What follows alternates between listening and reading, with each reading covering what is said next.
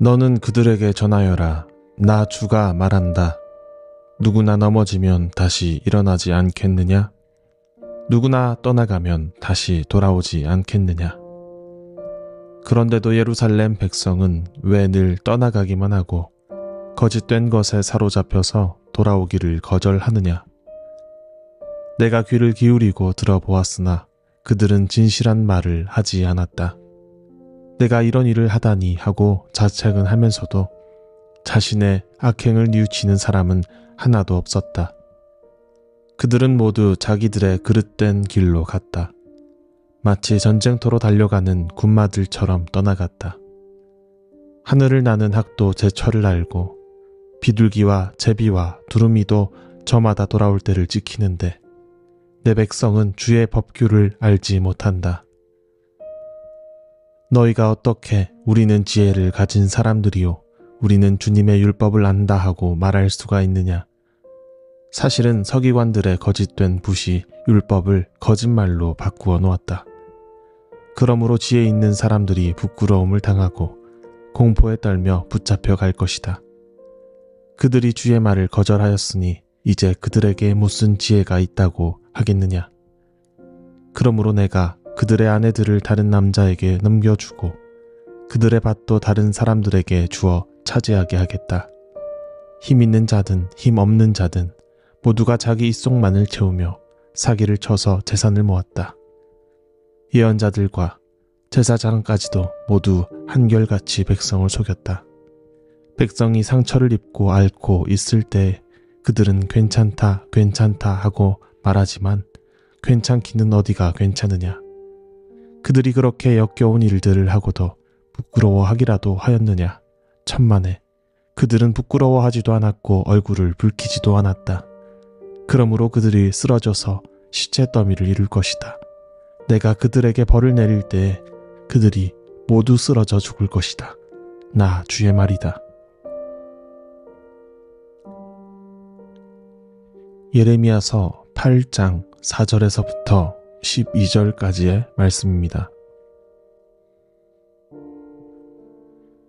저에게 어떤 유행가는 찬송가보다 더 깊게 하나님으로 접촉되게 합니다.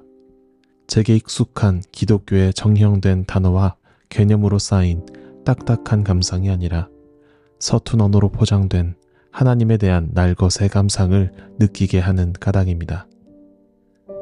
하나님의 선한 창조를 믿는 저로서는 세상을 이해하기 위해 부르는 그 노래도 하나님을 이해하기 위한 각고의 방법 중에 하나이겠거니 생각하다 보면 유행가에서 이 같은 감상을 하게 되는 것이 비단 불경한 일만은 아니리라 하고 가사를 곱씹게 됩니다. 여러 유행가 중에서도 제가 특별히 좋아하는 노래가 있다면 조용필의 바람의 노래라는 노래입니다. 한 구절 읽어드리겠습니다. 나의 작은 지혜로는 알 수가 없네. 내가 아는 건 살아가는 방법뿐이야. 보다 많은 실패와 고뇌의 시간이 비켜갈 수 없다는 걸 우린 깨달았네. 이제 그 해답이 사랑이라면 나는 이 세상 모든 것들을 사랑하겠네. 어떻습니까? 사라져가는 존재들에 대한 그리움, 거대한 세상 앞에 선 작은 자의 무력감. 알 수 있는 것은 그냥 제 한삼 사는 것뿐이라지만 세상이 던지는 고통과 실패란 막연한 물음에 그 답이 사랑이라면 끝내 모든 것을 사랑하겠다는 결연함.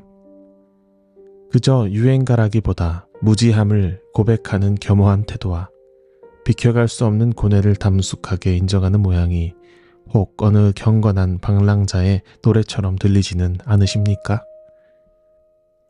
마치 하나님의 뜻을 소유하고 있는 것 마냥 제 자신을 부풀리는 어느 종교인보다 이대로라도 세상은 충분히 괜찮다며 주님을 믿는 우리는 오로지 평화에 거할 뿐이다 되뇌이는 어느 종교인보다 세계의 고통과 아픔을 직시하는 그의 노랫말이 더욱 구도자, 순례자의 기도처럼 들리지는 않으십니까? 그렇다면 우리는 이 같은 세상에서 나의 평화와 안전함과 시선을 물어보아야 할 일입니다. 가수나 종교인 같이 드러나는 이름이 우리의 그리스도인됨을 대변할 수 없다는 것을 그의 노래가 가르치기 때문입니다.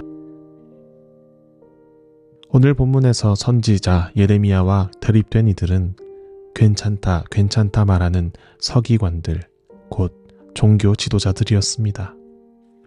8절 말씀입니다. 너희가 어떻게 우리는 지혜를 가진 사람들이요 우리는 주님의 율법을 안다 하고 말할 수가 있느냐. 사실은 서기관들의 거짓된 붓이 율법을 거짓말로 바꾸어 놓았다. 본문에 지혜를 가진 사람들이란 종교의식을 지르는 사람들이라는 뜻입니다. 율법이 그들에게 있다고 말하는 사람들이지요. 본문에 주님의 율법이란 기록된 율법, 곧 요시야 왕 때에 성전에서 발견된 바 있는 언약의 책입니다. 그들은 그 언약의 책, 율법을 그들의 거짓된 붓으로 거짓말에 불과한 말로 바꾸어 놓았습니다. 그 결과는 5절에서부터 7절까지 기록된 현실입니다.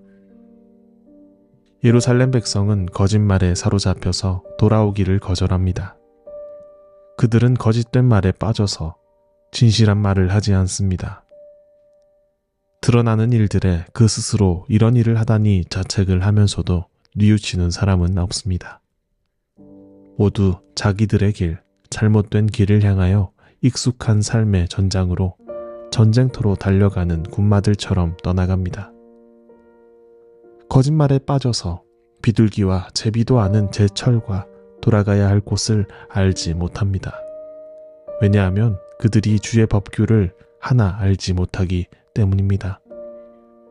주의 법규가 거짓된 붓으로 바뀌어 한낱 거짓말에 불과한 말이 되었기 때문입니다. 그렇다면 무엇이 주의 법규이며 무엇이 거짓말일까요? 예레미야서 7장에서는 주의 법규와 거짓말을 기록합니다. 5절부터 7절까지입니다. 너희가 모든 생활과 행실을 참으로 바르게 고치고 참으로 이웃끼리 서로 정직하게 살면서 나그네와 고아와 과부를 억압하지 않고 이곳에서 죄 없는 사람을 살해하지 않고 다른 신들을 섬겨 스스로 재앙을 불러들이지 않으면 내가 너희 조상에게 영원 무궁하도록 준 이 땅 바로 이곳에서 너희가 머물러 살도록 하겠다. 주의 법규는 모든 생활과 행실을 참으로 바르게 고치며 이웃끼리 정직하게 살면서 나그네와 고아와 과부, 세상의 약자들을 돌보며 선량한 이들을 괴롭히지 않고 우상을 섬기지 않는 것입니다. 그리고 거짓말은 이렇습니다. 7장 8절과 9절입니다. 그런데도 너희는 지금 전혀 무익한 거짓말을 의지하고 있다. 너희는 모두 도둑질을 하고 사람을 죽이고 음행을 하고 거짓으로 맹세를 하고 바알에게 분향을 하고 너희가 알지 못하는 다른 신들을 섬긴다. 서기관들은, 제사장들은, 예언자들은, 신앙인들은 모두 한결같이 거짓말을 했습니다. 백성을 속였습니다. 자기 입속만 채우려 했습니다. 재산을 모으는데 혈안이 되었습니다.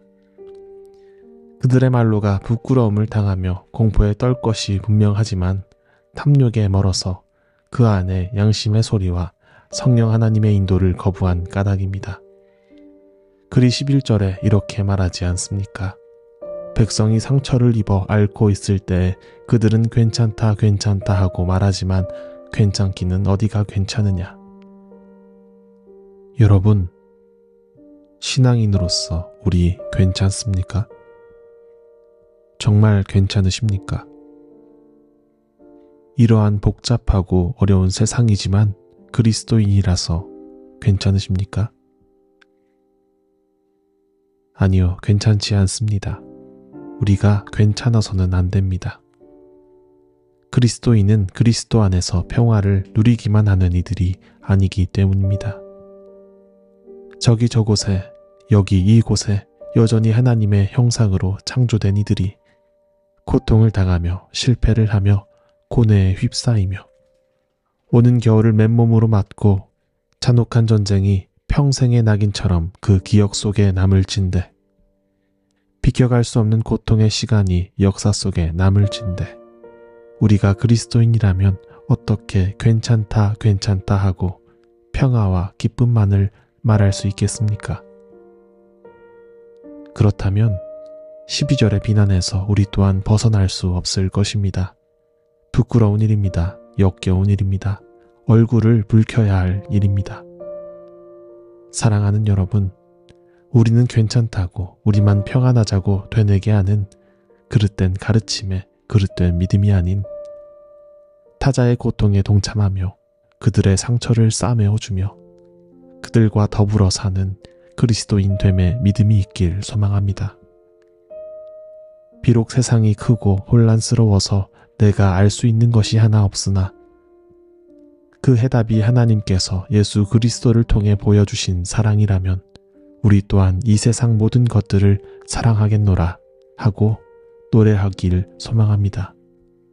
그같이 이 시대에 삶 중에 계속되는 잔혹의 축제를 중독된 평안함과 괜찮음에서 벗어나 모든 하나님의 형상을 찾고 돌보고 같이 아파하는 이 하루, 괴로움의 현장에 있는 저와 여러분이 되길 소망합니다.